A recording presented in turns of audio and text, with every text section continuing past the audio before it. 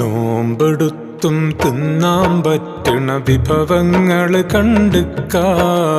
നിസ്കാരപ്പായയിൽ കിട്ടണ തേൻ മധുരം കഴിച്ചിക്കാ. നോമ്പെടുത്തും തിന്നാൻ പറ്റണ വിഭവങ്ങള് കണ്ടുക്കാ. നിസ്കാരപ്പായയിൽ കിട്ടണ തേൻ മധുരം കഴിച്ചിക്കാ. സ്വതക്കാത്ത് കൊടുത്താൽ കൂടണ മൊഞ്ചഴകില് നടന്നിക്കാ. സ്വതക്കാത്ത് കൊടുത്താൽ കൂടണ മൊഞ്ചഴകില് നടന്നിക്കാ.